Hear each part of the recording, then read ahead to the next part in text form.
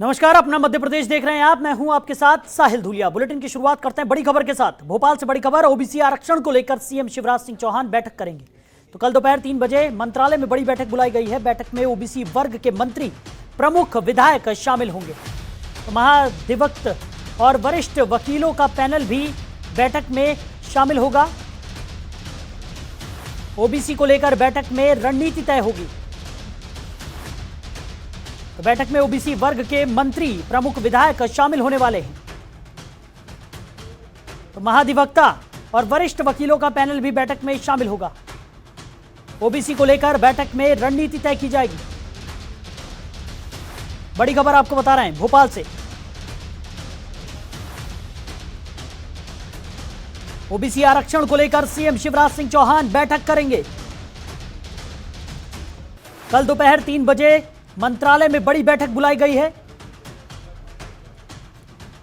बैठक में ओबीसी वर्ग के मंत्री, प्रमुख विधायक शामिल होंगे। महाधिवक्ता और वरिष्ठ वकीलों का पैनल भी बैठक में शामिल होगा।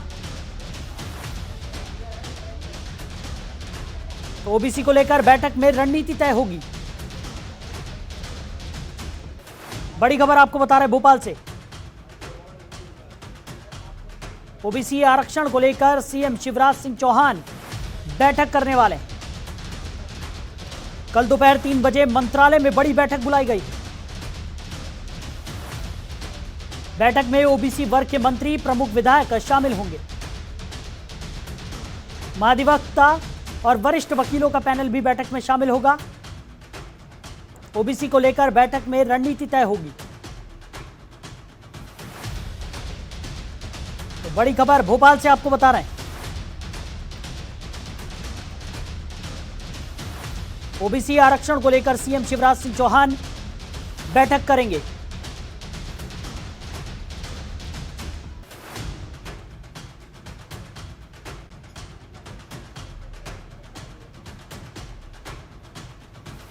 महाधिवक्ता और वरिष्ठ वकीलों का पैनल भी बैठक में शामिल होगा। ओबीसी को लेकर बैठक में रणनीति तय की जाएगी। भोपाल से बड़ी खबर। ओबीसी आरक्षण को लेकर सीएम शिवराज सिंह चौहान बैठक करेंगे। कल दोपहर 3 बजे मंत्रालय में बड़ी बैठक बुलाई जाएगी। बैठक में ओबीसी वर्ग के मंत्री, प्रमुख विधायक शामिल होंगे। महाधिवक्ता और वरिष्ठ वकीलों का पैनल भी बैठक में शामिल होगा। तो ओबीसी को लेकर बैठक में रणनीति तय की जाएगी।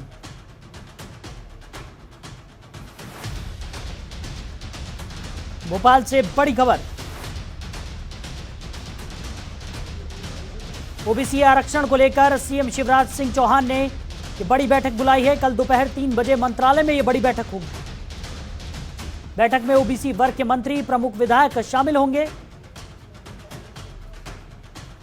महाधिवक्ता और वरिष्ठ वकीलों का पैनल भी बैठक में शामिल होगा। ओबीसी को लेकर बैठक में रणनीति तय की जाएगी।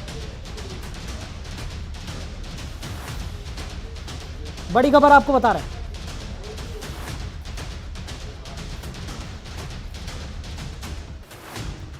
खबर पर ज्यादा जानकारी के साथ हमारी सहयोगी दीपा श्रीवास्तव हमारे साथ जुड़ गई हैं। दीपा, क्या कुछ निकलकर सामने आ रहा है? ओबीसी आरक्षण को लेकर कल अहम बैठक बुलाई गई है। जी, निश्चित तौर पर ये बात कही जा सकती है कि जहाँ पर हमने देखा कि सदन में जब ये पूरा मामला उठकर सामने आया, यानी कि जब कहा जाए कि कांग्रेस जो है वो लगातार जातिवादी के जो मुद्दे हैं उन्हें उठाती हुई नजर आ रही है, जिसके बाद शायद इस पूरे मामले को लेकर कल भी हमने देखा कि बीजेपी के द्वारा, यानी कि मुख्यमंत्री शिवराज सिंह चौहान जो है उनके द्वारा विधायक दल की बैठक जो है उसे बुलाया गया। विधायक दल की बैठक के अंदर जो भी विधायक थे सभी से इस बारे में चर्चा की गई। उनसे कहा गया कि ओबीसी मुद्दे को लेकर खासतौर पर सभी अपने अपने विधानसभा क्षेत्र में जाए और वहाँ पर लोगों को अवेयर करने का काम करें, उनकी बताएं कि किस तरह से बीजेपी सरकार के द्वारा ओबीसी वर्ग के जो लोग हैं उनके लिए काम किया जा रहा है। जैसे हमने देखा था कि कुछ समय पहले भी एक बड़ा आंदोलन जो है वो मध्य प्रदेश की राजधानी भोपाल के अंदर हमें देखने को मिला था, जहाँ पर ओबीसी वर्ग के जितने भी लोग थे अलग अलग प्रदेशों से भी वो भोपाल आए थे और कहा जाता कि काफी बड़ा एक प्रदर्शन जो है वो उनके द्वारा तय किया गया था। तो जिसके बाद अब एक बार फिर से बीजेपी जो है वो रणनीति बनाने को तैयार है, जहाँ पर सदन में ओबीसी का मामला जो है वो गूंजता हुआ नजर आया था। जिसके बाद अब एक बार फिर से सीएम शिवराज सिंह चौहान जो उन्होंने एक बड़ी बैठक बुलाई है, जिसके अंदर ओबीसी वर्ग को लेकर हो सकता है कि कई महत्वपूर्ण निर्णय जो है वो भी लिए जाए और आरक्षण का मुद्दा जो गर्माता हुआ नजर आ रहा है उस पर भी किस तरह से जो फ्रंट फुट पे आना है बीजेपी को वो किस तरह से होगा, इसको लेकर भी रणनीति बनाई जाएगी। जी दीपा, वहीं अगर बात की जाए जिस तरीके से महाधिवक्ता और वरिष्ठ वकीलों का पैनल भी इस बैठक में शामिल होने वाला है, और अगर बात की जाए तो जिस तरीके से प्रमुख विधायक भी बैठक में शामिल होंगे और ओबीसी वर्ग के जो मंत्री हैं वो भी इस बैठक में शामिल होंगे, तो कोई मजबूत यहां पर रणनीति बनने की उम्मीद जताई जा सकती है।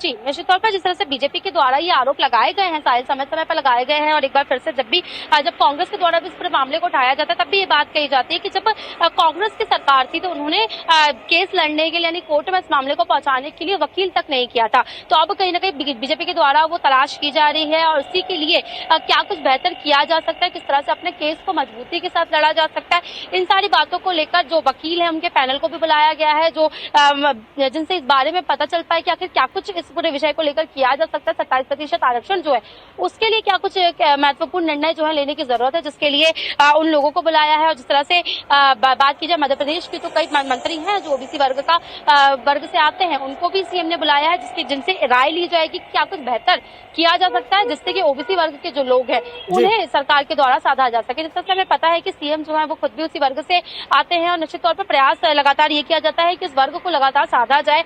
जातिवाद कहीं ना कहीं सियासत जो है शायद वो अब मध्य प्रदेश में गरमाती हुई नजर आ रही है, जिसको लेकर अब कहीं ना कहीं कहा जा सकता है कि एक्शन मोड में अब एक बार फिर शिवराज आ चुके हैं। और निश्चित तौर पर ये जो एक केस है जिसके लिए वकील की भी बात कही जा रही है और किस तरह से 27% आरक्षण जो है वो लोगों को देने की जरूरत है, इस विषय को लेकर कल कई महत्वपूर्ण निर्णय लिए जा सकते हैं। जी चलिए दीपा, आप बनी रहिए हमारे साथ, आगे भी आपसे हम जानकारी लेते रहेंगे।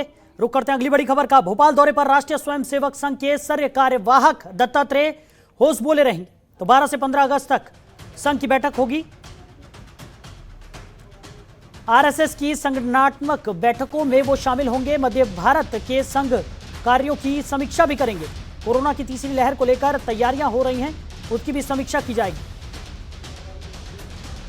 तो आरएसएस की संगठनात्मक रणनीति को लेकर भी समीक्षा की जाएगी। कोरोना की तीसरी लहर को लेकर भी तैयारियों की समीक्षा यहां पर की जाएगी।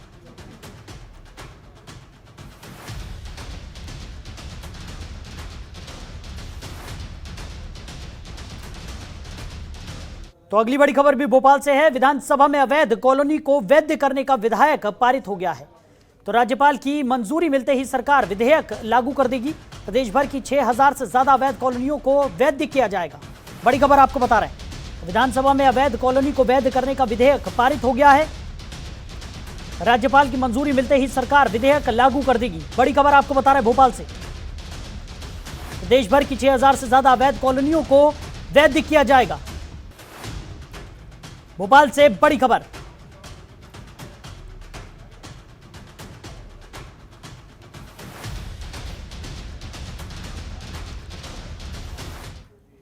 वहीं बीजेपी के राष्ट्रीय महासचिव कैलाश विजयवर्गीय भोपाल दौरे पर हैं। राजधानी में उनकी सक्रियता से पार्टी में हलचल तेज हो गई है। इसकी वजह बंगाल चुनाव के बाद विजयवर्गीय को अस्थायी तौर पर कोई नई जिम्मेदारी नहीं मिल रहा है। वे उन मंत्रियों और पूर्व मंत्रियों से अलग अलग मुलाकात करेंगे जिन्हें मुख्यमंत्री शिवराज सिंह चौहान खेमे का नहीं माना जाता है। हालांकि उन्होंने मुख्यमंत्री शिवराज से भी मुलाकात की है। उन्होंने सबसे पहले सहकारिता मंत्री अरविंद भदौरिया से उनके आवास पर जाकर मुलाकात की, जिसके बाद मीडिया के एक सवाल के जवाब में उन्होंने कहा कि शिवराज सिंह चौहान मध्य प्रदेश के मुख्यमंत्री बने रहेंगे। वो संवेदनशील मुख्यमंत्री हैं। उन्होंने बाढ़ का सामना बड़े ही साहसिक तरीके से किया है।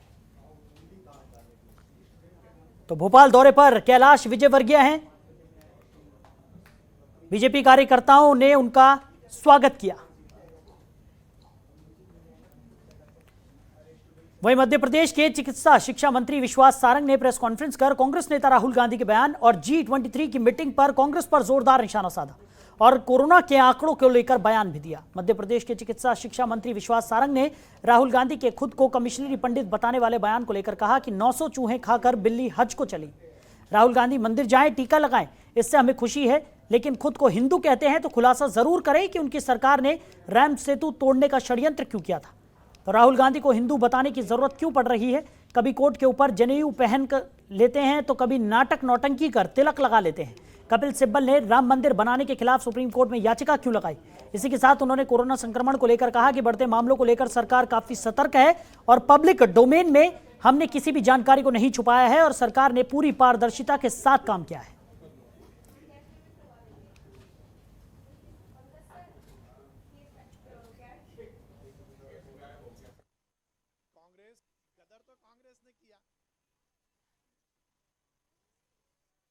देखिए, गुंडे बदमाशों को इकट्ठा करके कांग्रेस शहर की आबो हवा को और फिजा को खराब करना चाहती है।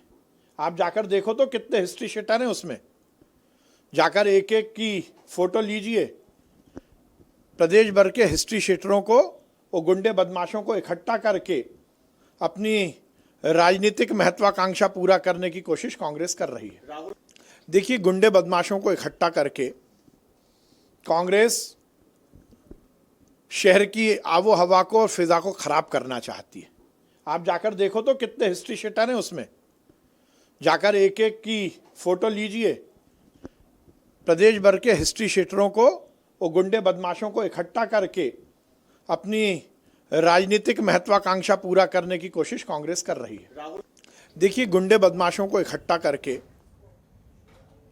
तो वहीं कांग्रेस प्रदेश अध्यक्ष कमलनाथ के मेरे पास विधानसभा का ज्यादा अनुभव नहीं वाले बयान पर सियासत तेज हो गई है, जिसको लेकर नगरीय विकास एवं आवास मंत्री भूपेंद्र सिंह का बयान सामने आया है। उन्होंने कहा है कि कमलनाथ दिल्ली जाकर केंद्र में राजनीति करें।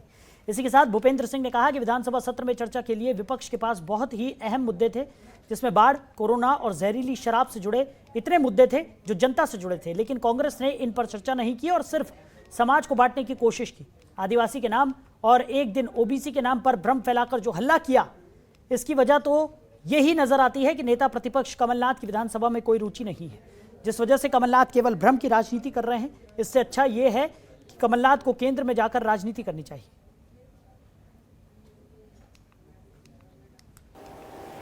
देखिए, इतना गैर जिम्मेदार विपक्ष हम लोग जब से काम कर रहे हैं, मेरी लोकसभा विधानसभा मिला के 5वीं टर्म है, तो ऐसा गैर जिम्मेदार विपक्ष हमने नहीं देखा। विपक्ष की कोशिश हमेशा ये होती है कि विधानसभा ज़्यादा से ज़्यादा चले, परंतु ऐसा विपक्ष है जो ये चाहता है कि विधानसभा ना चले। और इतने ज्वलंत मुद्दे थे, बाढ़ का मुद्दा था, अब कुछ शराब से, जो जहरीली शराब से कुछ मौतें हुई थी, वो विषय था, और भी विषय थे, कोरोना का विषय था। तो जनहित के जो विषय थे उन पर किसी पर भी कांग्रेस ने कोई चर्चा नहीं की, सिर्फ समाज को बांटने की कोशिश की। मध्य प्रदेश के उद्योग एवं खाद्य प्रसंस्करण मंत्री भरत सिंह कुशवाहा ने जनतंत्र टीवी से बातचीत के दौरान कहा कि एमपी में फूड प्रोसेसिंग की अपार संभावनाएं हैं और फूड प्रोसेसिंग सेक्टर रोजगार की सर्वाधिक संभावनाओं वाला क्षेत्र है। इसे अपनाकर उद्योगपति अपनी आय के साथ किसानों की आय बढ़ा सकते हैं। इसके साथ ही बेरोजगारों को भी बड़े पैमाने पर रोजगार दे सकते हैं।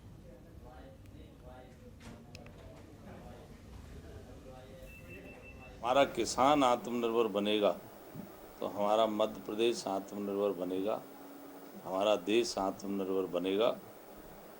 मध्य प्रदेश में पहली बार कच्चे उत्पादनों की प्रोसेसिंग का काम प्रारंभ हो चुका है और फूड प्रोसेसिंग की इकाई निर्मित करने के लिए हमारे प्रधानमंत्री सूक्ष्म लघु उद्योग उन्नयन योजना के तहत 35% सब्सिडी का प्रावधान रखा गया है और राज्य संवर्धन उद्योग जो नीति 2014 उसमें 25% का अनुदान सब्सिडी का प्रावधान है। खबरों के निष्पक्ष विश्लेषण के लिए सब्सक्राइब करें Jantantra TV and press the bell icon. Never miss any update.